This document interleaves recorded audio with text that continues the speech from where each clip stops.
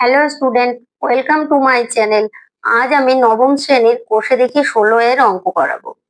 আমার আগের ভিডিওতে আমরা 7 দাগ পর্যন্ত অঙ্ক করেছিলাম। আজ 8 দাগ থেকে শুরু করব। 8 দাগে বলা হয়েছে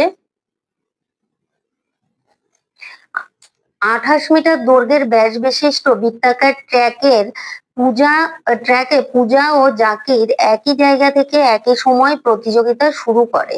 পূজা যখন 4 পাক ঘুরে প্রতিযোগিতা শেষ করে, জাকির তখন 1 পাক পিছনে থাকে। প্রতিযোগিতাটি কত মিটারের ছিল এবং পূজা জাকিরকে কত মিটারে পরাজিত করেছে হিসাব করে লিখি। তাহলে এখানে বলেছে 28 মিটার দৈর্ঘ্যের ব্যাস বিশিষ্ট ট্র্যাক, এই বৃত্তাকার ট্র্যাক, সেই ট্র্যাকে পূজা জাকির একই জায়গা থেকে একই সময়ে প্রতিযোগিতা শুরু করেছিল। আর পূজা যখন 4 পাক ঘুরে, জাকির তখন 1 পাক পেছনে থাকে, তার মানে 3 পাক ঘুরেছে। প্রতিযোগিতাটি কত মিটারের ছিল আর কত মিটারে পরাজিত হয়েছে জাকির, সেটা আমাদেরকে বের করতে হবে। তাহলে বৃত্তাকার ট্র্যাকটির ব্যাস কত? ব্যাস 28 মিটার দেওয়া আছে।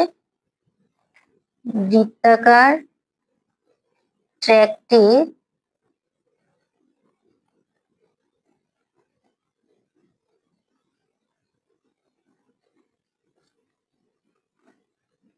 ব্যাস 28 মিটার।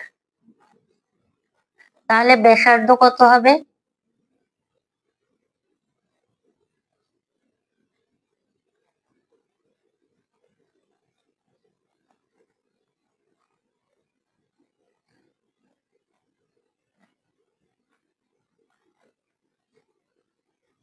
চোদ্দ মিটার। এবার ট্র্যাকটির পরিধি কত হবে?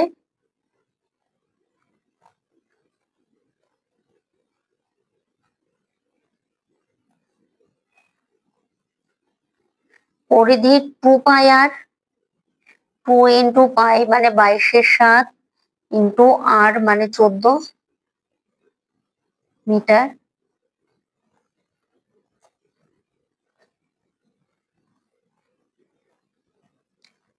তার মানে 88 মিটার। তাহলে পূজার 4 পাক ঘুরতে মোট রাস্তা অতিক্রম করতে হয় কত? 88 গুণ 4। পূজার 4 পাক ঘুরতে মোট রাস্তা অতিক্রম করতে হবে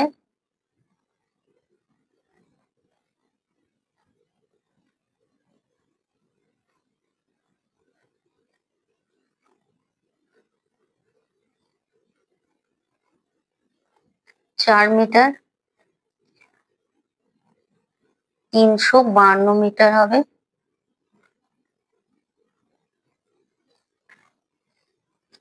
সুতরাং প্রতিযোগিতাটি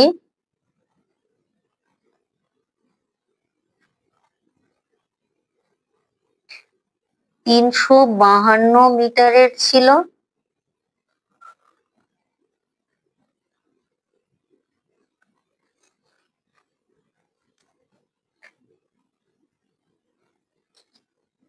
এবং পূজা জাকিরকে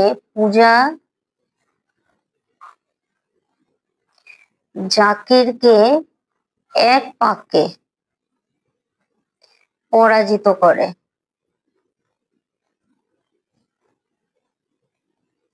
অর্থাৎ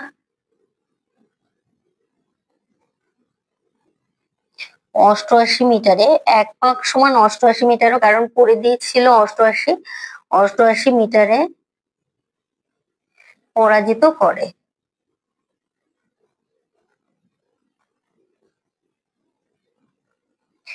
তাহলে আমাদের অ্যান্সার বের হলো প্রতিযোগিতাটি মোট 352 মিটারের ছিল আর জাকিরকে পূজা 88 মিটারে পরাজিত করে।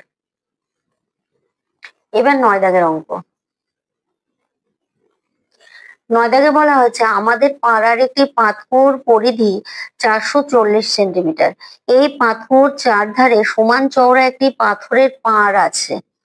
যদি বেদ সমেত পাতকুয়োর পরিধি 616 সেন্টিমিটার হয়, তবে পাথরের পাড় কত চওড়া হিসাব করে লিখি। তাহলে পাতকুয়োটির পরিধি দিয়েছে 440 সেন্টিমিটার, আর পাতকুয়োর চারপাশে যে পাড়টা রয়েছে সেই বেদ সমেত পাতকুয়োর পরিধি হবে 616 সেন্টিমিটার। তাহলে আমাদেরকে বের করতে হবে যে পাড়টা কত চওড়া। তাহলে পাতকুয়োর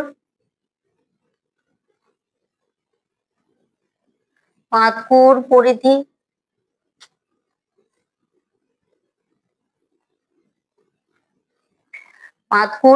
সমান 440 সেন্টিমিটার। অতএব পাতকুয়োর ব্যাসার্ধ হবে, আমরা এখানে পাতকুয়োর ব্যাস ধরে নেব।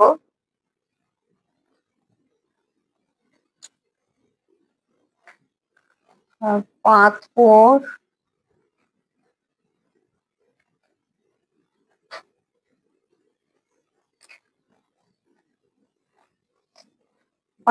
ব্যাসার্ধ হবে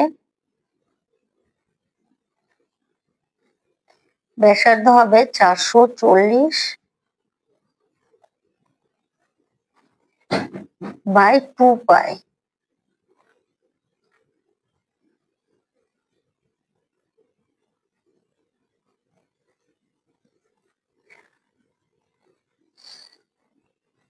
সমান সমান 440 গুণ 7 গুণ 2 গুণ 22-7। কারণ এখানে দেখো আমরা জানি পরিধি সমান 2 পাই আর, তাহলে এখান থেকে আর মানে ব্যাসার্ধ সব বের করতে গেলে আমরা পরিধিকে 2 পাই দিয়ে ভাগ করলেই আমরা ব্যাসার্ধ পাবো। তাই এখানে 2 পাই দিয়ে ভাগ করা হয়েছে, ভাগ করে আমরা ব্যাসার্ধ বের করেছি। এবার এখান থেকে হবে 440, আচ্ছা এখানে 7 না 22 একবারে লিখে দিয়েছিলাম, 22 সেন্টিমিটার। এবার এটা কাটাকাটি করলে 22 দুগুণে 44, 10 দুগুণে 20, 7 10কে 70 সেন্টিমিটার। এবার বেদ সমেত পাতকুয়োর পরিধি কত? বেদ সমেত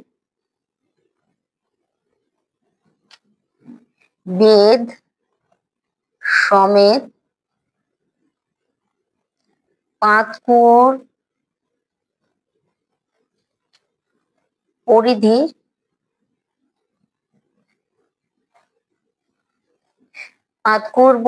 616 সেন্টিমিটার।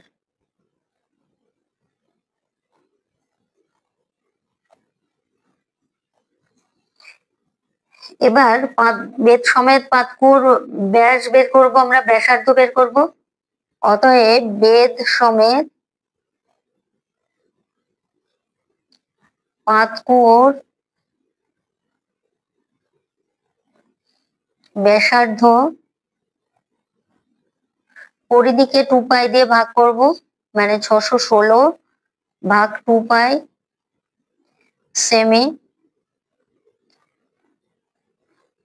616 গুণ 7, কারণ এখানে নিচে 22-এর 7 আসবে। আমরা জানি ভগ্নাংশকে ভাগ করলে কোনো সংখ্যাকে কোনো ভগ্নাংশ দিয়ে ভাগ করলে সেটা পরবর্তীতে গুণ আকারে লিখতে হয় আর উল্টে যায়, তাই আমরা 7 উপরে লিখলাম, 22 নিচে লিখলাম। এখানে হবে 2, 3 দুগুণে 6, 16, 22। এবার এটা হবে 8 88, 22 ওকে 22 88, তাহলে 4 দুগুণে 8 হবে 14, সমান 4 7 28, 98 সেন্টিমিটার। তাহলে এবার আমরা পাথরের পাড়ের দৈর্ঘ্য পাড় কতটা চওড়া সেটা বের করতে পারবো, কারণ এই বেদ সমেত পাঁতকুয়োর ব্যাসার্ধ থেকে যদি আমরা পাঁতকুয়োর ব্যাসার্ধ বিয়োগ করে দিই তাহলে আমরা পাঁতকুয়োর পাড়ের ব্যাসার্ধ পাবো, বা পাড় কতটা চওড়া সেটা পাবো। অতএব পাথরের পাড়ের পাড়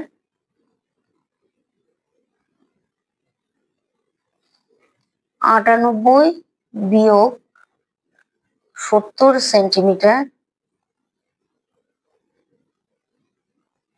সেন্টিমিটার চওড়া সমান 28 সেন্টিমিটার চওড়া। তাহলে আমাদের উত্তর বের হলো যে পাথরের পাড়টি 28 সেন্টিমিটার চওড়া। এবার 10 দাগের অঙ্ক করব। 10 দাগে বলা হয়েছে গ্রামের নিয়ামত চাচা একটি মোটরের চাকার সঙ্গে বেল্ট দিয়ে একটি মেশিনের চাকা যুক্ত করেছে। মোটরের চাকার ব্যাসের দৈর্ঘ্য 14 সেন্টিমিটার এবং মেশিনের চাকার ব্যাসের দৈর্ঘ্য 94.5 সেন্টিমিটার। মোটরের চাকা যদি প্রতি সেকেন্ডে 27 বার ঘোরে তবে মেশিনের চাকা ঘন্টায় কতবার ঘুরবে হিসাব করে লিখি। তাহলে মোটরের চাকার এখানে ব্যাসের দৈর্ঘ্য দিয়েছে 14 সেন্টিমিটার। তাহলে আমরা প্রথমে মোটরের চাকার পরিধি বের করব, তারপরে আমরা বের করব মেশিনের চাকার পরিধি। বের করলে এখানে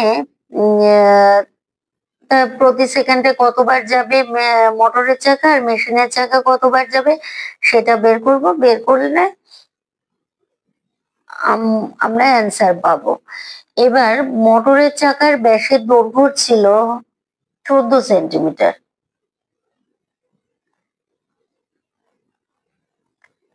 মোটরের চাকার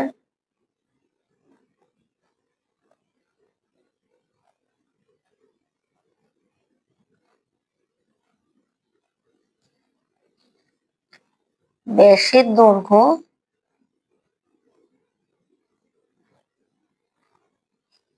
14 সেন্টিমিটার। তাহলে মোটরের চাকার ব্যাসার্ধ কত হবে? মোটরের চাকার ব্যাসার্ধ 14/2 সেন্টিমিটার, 7 সেন্টিমিটার। মোটরের চাকার পরিধি কত হবে? মোটরের চাকার পরিধি 2πr মানে 22/7 গুণ 7 সেন্টিমিটার, 44 সেন্টিমিটার।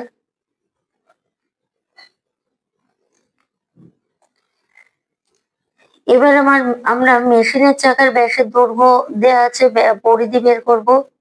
মেশিনের চাকার ব্যাসের দৈর্ঘ্য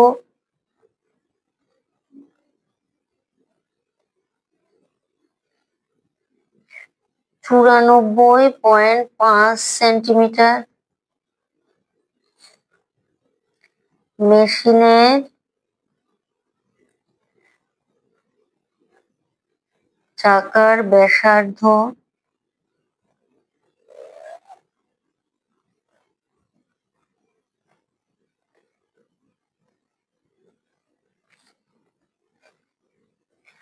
4 দুগুণে 8,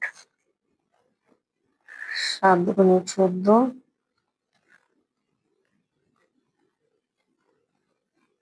4 25 সেন্টিমিটার।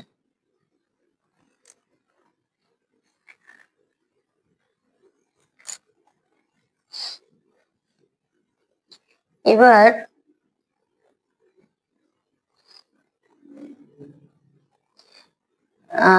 মেশিনের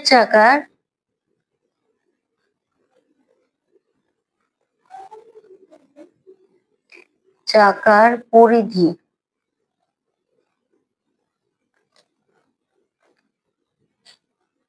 22-7 গুণ 47.25 সেন্টিমিটার।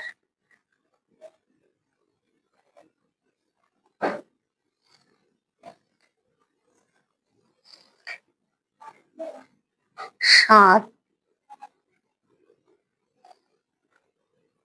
এটা করলে হবে 7, 4, 7, 8 আর 5, 6, 7, 42, 5, 52, 7, 7, 49, 5, 7, 35। এবার এটা গুণ করলে হবে 297 সেন্টিমিটার।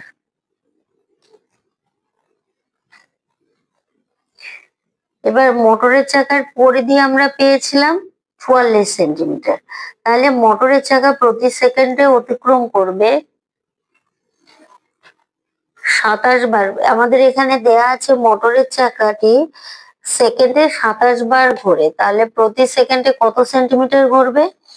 তাহলে মোটরের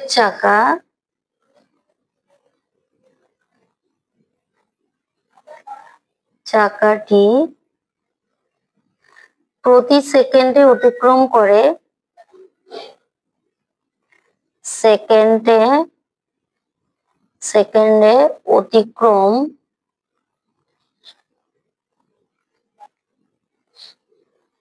করে একবার। অতিক্রম করা মানে চাকাটির একবার ঘোরা মানে সে তার পরিধিটা ঘুরবে, আর 27 বার তাহলে ঘোরা মানে পরিধি ইন্টু 27 হবে। তাহলে পরিধি হলো 44 গুণ 27 সেন্টিমিটার। এটা হবে 1188 সেন্টিমিটার। এবার মেশিনের চাকাটির একইভাবে 1 সেকেন্ডে ঘোরে কতবার? 4 বার। তাহলে মেশিনের চাকা 1 সেকেন্ডে ঘুরবে কতবার?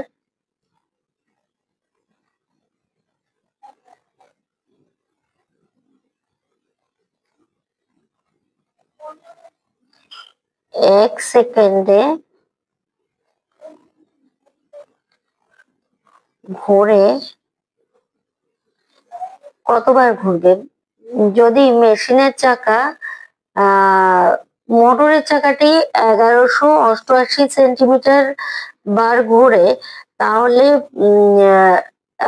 1100 সেন্টিমিটার ঘোরে 27 বারে, তাহলে মেশিনের চাকাটি ঘুরবে 1188 বাই 297 এর মেশিনের চাকার পরিধি ছিল 297, তাই 97 বার। এটা হবে 4 বার।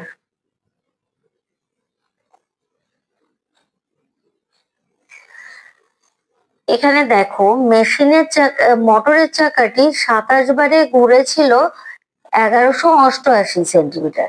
তাহলে মেশিনের চাকাটির পরিধি আমরা জানি 297 সেন্টিমিটার। তাহলে মেশিনের চাকাটি কতবার ঘুরবে সেটা আমাদের বের করেনি, মানে বের করতে হবে সেটা। তাহলে কতবার ঘুরবে? আমরা মোটরের চাকা 27 বারে ঘুরেছিল 1188 সেন্টিমিটার। তাহলে মেশিনের চাকাটি সেই 1188 সেন্টিমিটার ঘুরবে কতবারে? মেশিনের চাকার পরিধি দিয়ে এই দূরত্বকে 1188 কে দিয়ে ভাগ করলে আমরা পেয়ে যাব এটা হলো 4 বারে ঘুরবে। তাহলে মেশিনের চাকাটি এটা 1 সেকেন্ডে ঘুরেছে, কিন্তু আমাদের উত্তর বের করতে হবে ঘন্টায় কতবার ঘুরবে। তাহলে মেশিনের চাকাটি 3600 সেকেন্ডে যাবে, যেহেতু 1 সেকেন্ড আর 3600 সেকেন্ডে 1 ঘন্টা, তাই লিখতে হবে আমাদের মেশিনের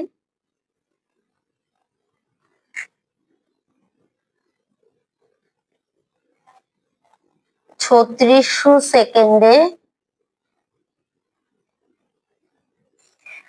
সেকেন্ডে ঘুরে 4 গুণ 3600 হবে বার। এটা গুণ করলে পাবো 14,400 বার। তাহলে আমাদের উত্তর বের হবে মেশিনের চাকা ঘন্টায়, মেশিনের চাকা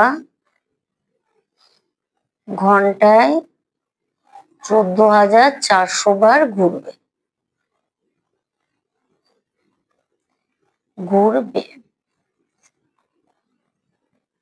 এবার 11 দাগের অঙ্ক।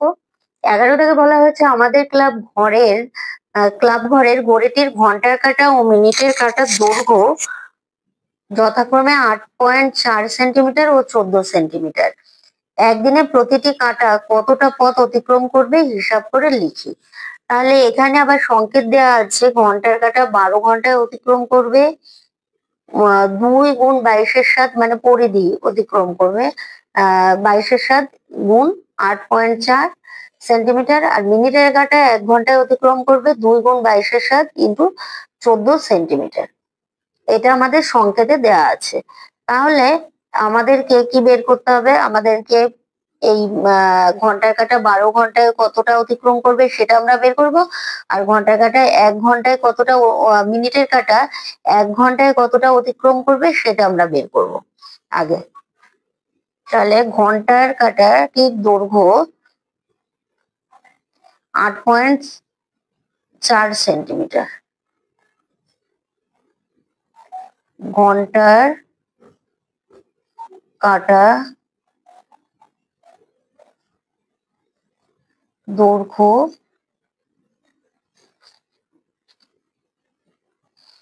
8.4 সেন্টিমিটার। অতএব ঘন্টার কাঁটা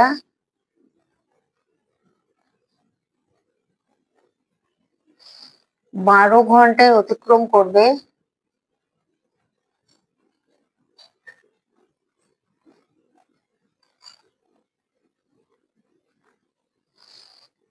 সমান 2 গুণ 22-এর 7 গুণ 8.4 সেন্টিমিটার।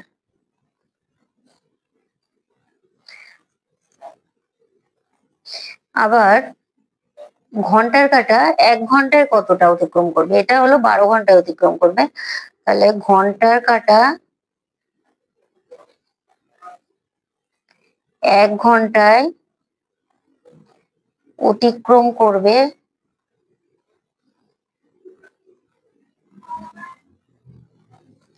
সমান, তাহলে 12 দিয়ে ভাগ হবে, মানে 2 গুণ 22 গুণ 8.4 7 গুণ 12 সেন্টিমিটার।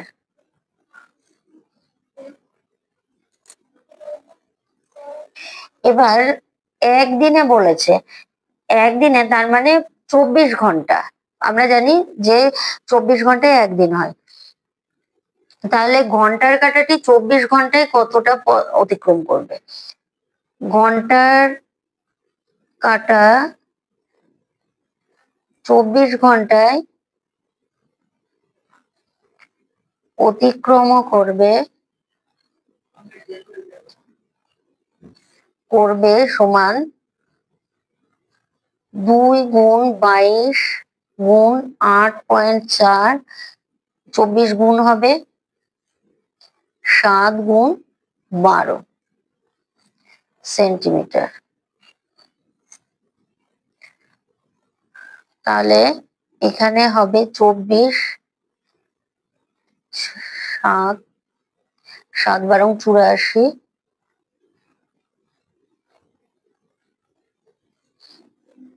12 দুগুণে 24, 4 88, গুণ করলে হবে 105.6 সেন্টিমিটার। এবার আমরা মিনিটের কাঁটা ওইভাবে বের করব 24 ঘন্টায় কতটা যায়।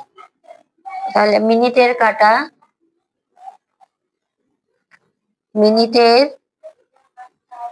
কাঁটার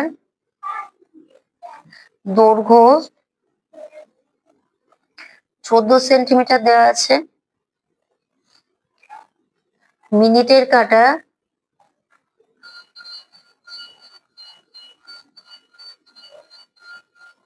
1 ঘন্টায় অতিক্রম করবে।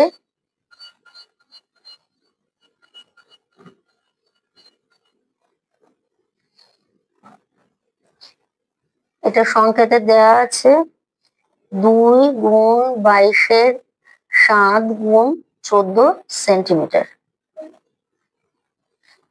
তাহলে মিনিটের কাঁটা 24 ঘন্টায় কতটা পথ অতিক্রম করবে?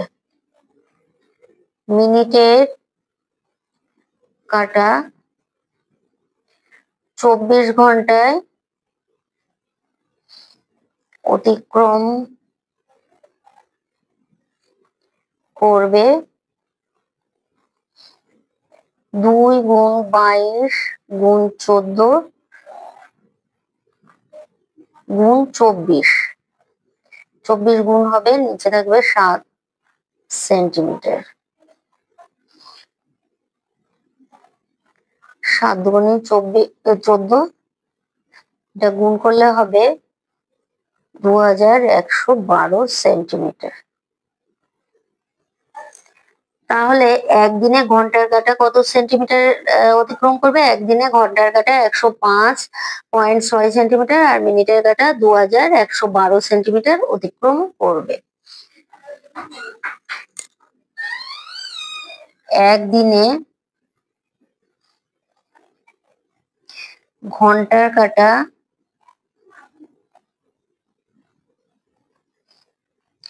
105.6 সেন্টিমিটার এবং মিনিটের কাঁটা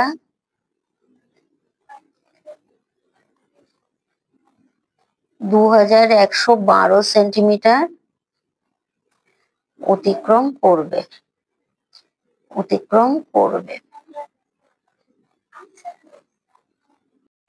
এবার 12 দাগের অঙ্ক করব। 12 দাগে বলা হয়েছে আমি ও বন্ধু মিহির দুটি বৃত্ত এঁকেছি যাদের ব্যাসের দৈর্ঘ্যের অনুপাত ড্যাশ ইস টু ড্যাশ। হিসাব করে দেখছি আমাদের বৃত্তের পরিধির অনুপাত হয় ড্যাশ ইস টু ড্যাশ। তাহলে আমাদের এখানে ব্যাসের দৈর্ঘ্যের অনুপাত ধরে নিতে হবে আর সেই অনুপাত অনুযায়ী আমাদের বৃত্তের পরিধির অনুপাত বের করতে হবে। তাহলে ধরি বৃত্ত দুটির ব্যাসের অনুপাত, বৃত্ত দুটির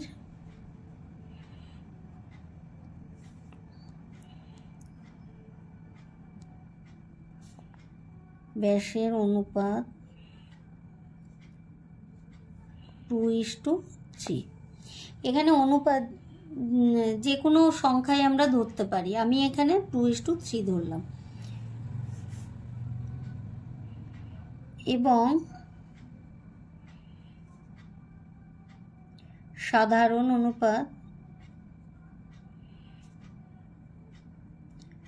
অনুপাত আর। অতএব বৃত্ত দুটির ব্যাস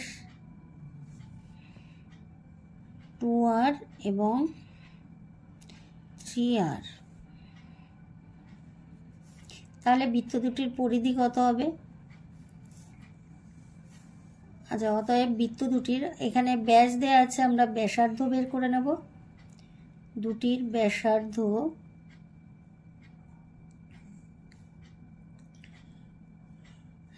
এখানে যদি আমরা সাধারণ অনুপাত আর একক ধরি তাহলে এগুলো একক হবে।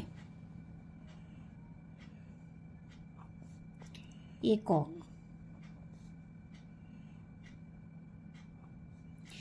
2r একক, এখানে একক ও 3r একক। তাহলে বৃত্ত দুটির ব্যাসার্ধ হবে 2r/2 একক এবং 3r/2 একক।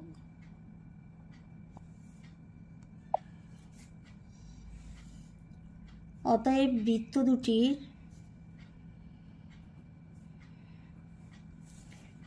পরিধি সমান 2 পাই আর 2r/2 বৃত্ত দুটির পরিধির অনুপাত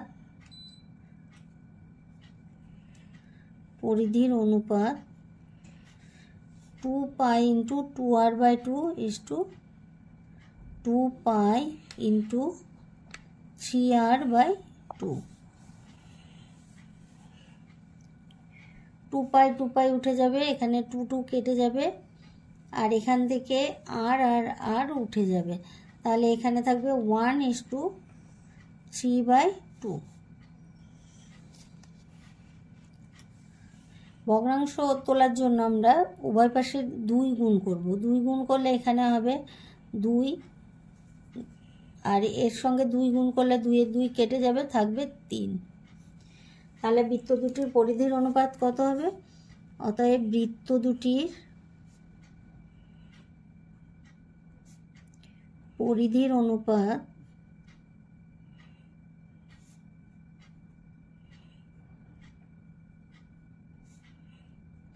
2:3। এবার 13 দাগের অঙ্ক। 13 দাগে বলেছে রহিমের একটি বৃত্তাকার মাঠের পুরোটা একবার দৌড়াতে যে সময় লাগে ব্যাস বরাবর এক প্রান্ত থেকে আর এক প্রান্তে যেতে 40 সেকেন্ড কম সময় লাগে। তাহলে রহিমের গতিবেগ 90 মিটার প্রতি মিনিট হলে মাঠের ব্যাসের দৈর্ঘ্য হিসাব করে লিখি। তাহলে বৃত্তাকার মাঠের পুরোটা একবার দৌড়াতে যে সময় লাগে আর ব্যাস বরাবর এক প্রান্ত থেকে আরেক প্রান্ত যেতে 40 সেকেন্ড কম সময় লাগে, আর রহিমের গতিবেগ দেওয়া হয়েছে 90 মিটার। রহিমের গতিবেগ মিনিটে 90 মিটার। রহিমের গতিবেগ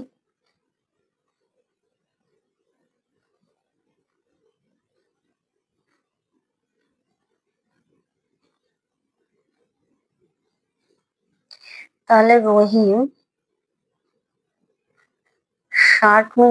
60 সেকেন্ডে যায়,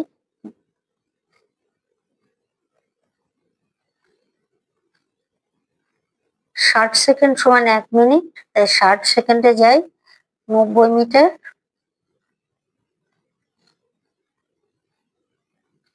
রহিম 1 সেকেন্ডে যায়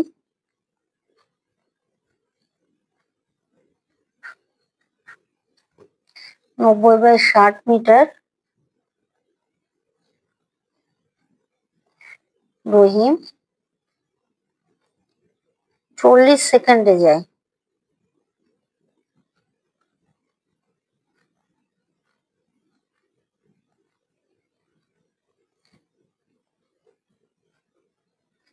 90 × 40/60 মিটার।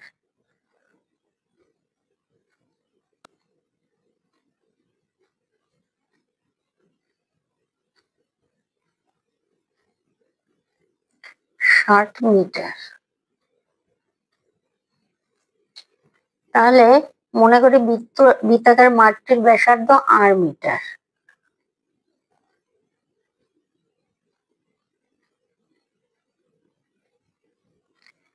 মাঠটির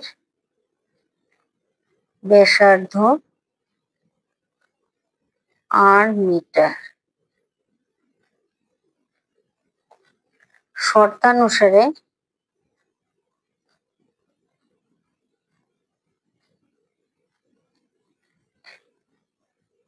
(2πr)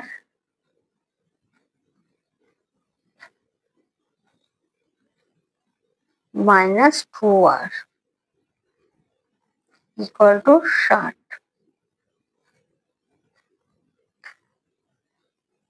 মাটির ব্যাসার্ধ মানে ব্যাসার্ধ আর ব্যাসের মধ্যে পরিধি আর ব্যাসের বিয়োগফল হলো 60।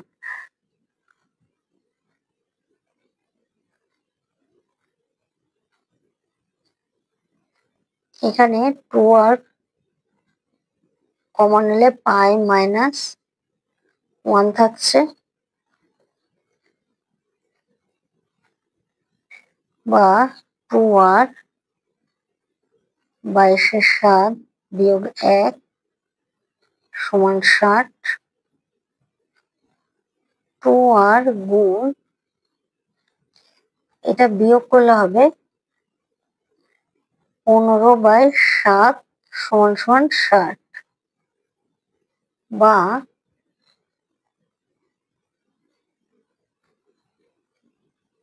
r সমান সমান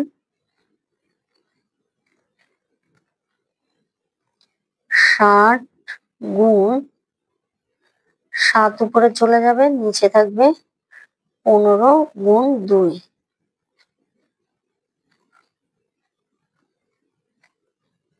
সমান সমান 4×15=60।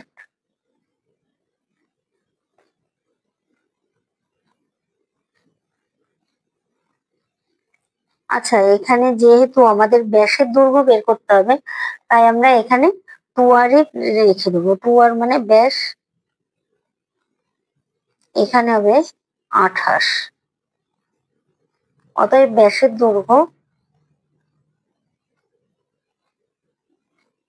বৃত্তাকার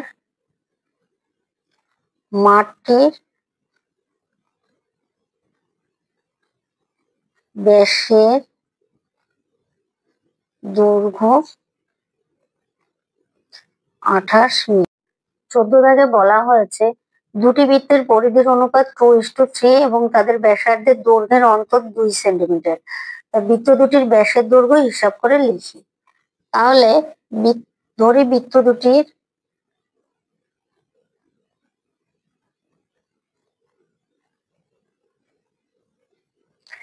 ব্যাসার্ধ r1 সেন্টিমিটার ও r2 সেন্টিমিটার।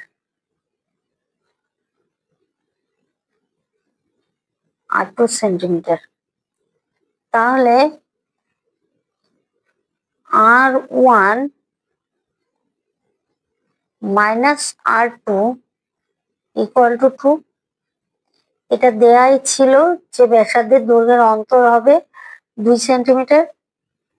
এটা 1 নং সমীকরণ। এবার r1 ব্যাসার্ধের বা ব্যাসার্ধ বিশিষ্ট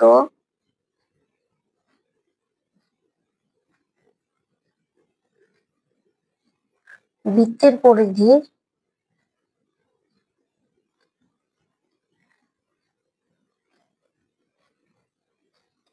বৃত্তের পরিধি 2πr1 হবে। r2 ব্যাসার্ধ বিশিষ্ট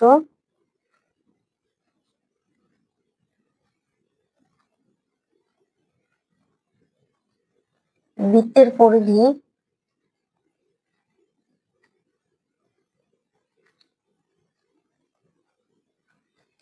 বৃত্তের পরিধি 2πr2। এবার শর্তানুযায়ী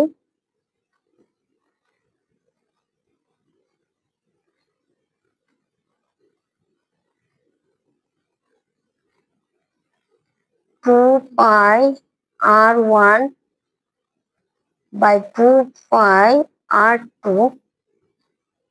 2/3।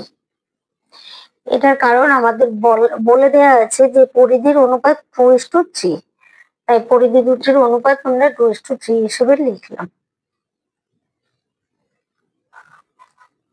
বা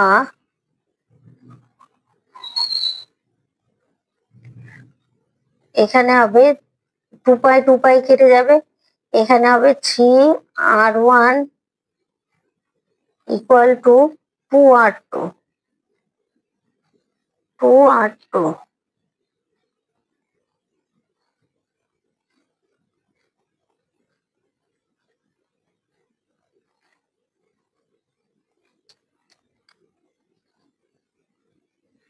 এক নং হতে পাই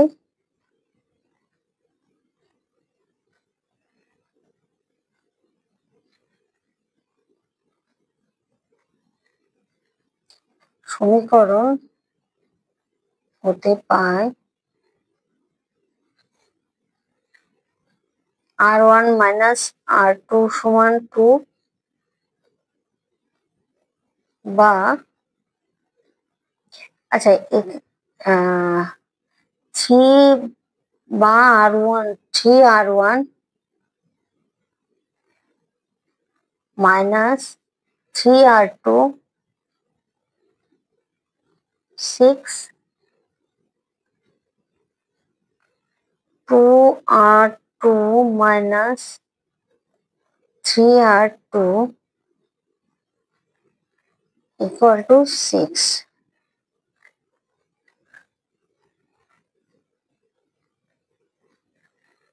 2R2 minus 3 এখানে 3R1 মানে 2R2, তাই এখানে 3R1 এর জায়গায় 2R2 লেখা হয়েছে, আর এটা যেমন ছিল, বা মাইনাস R2 ইকুয়াল টু 6।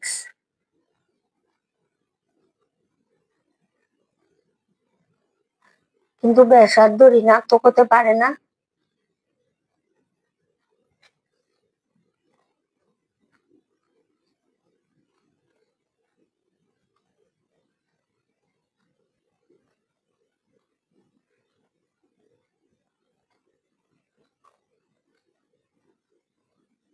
কিন্তু ব্যাসার্ধ ঋণাত্মক হতে পারে না,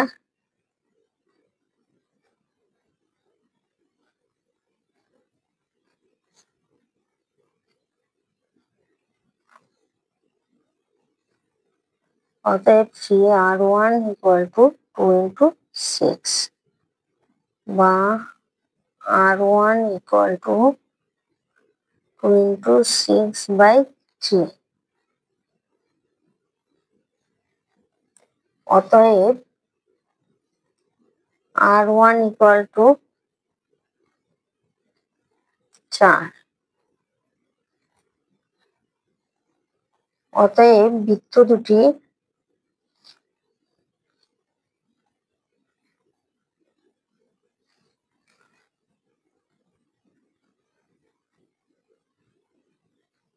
ব্যাসের দৈর্ঘ্য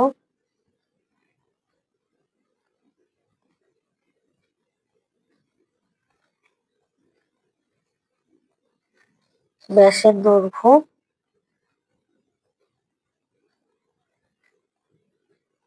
12 সেন্টিমিটার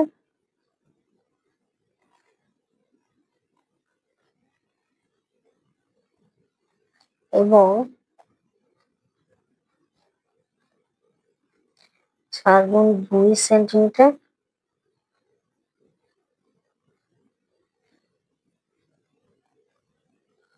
আর 8 সেন্টিমিটার। আজ এই পর্যন্তই থাকবে। আমার ভিডিও যদি তোমাদের ভালো লেগে থাকে তাহলে লাইক করো, কমেন্ট করো, শেয়ার করো আর সাবস্ক্রাইব করো।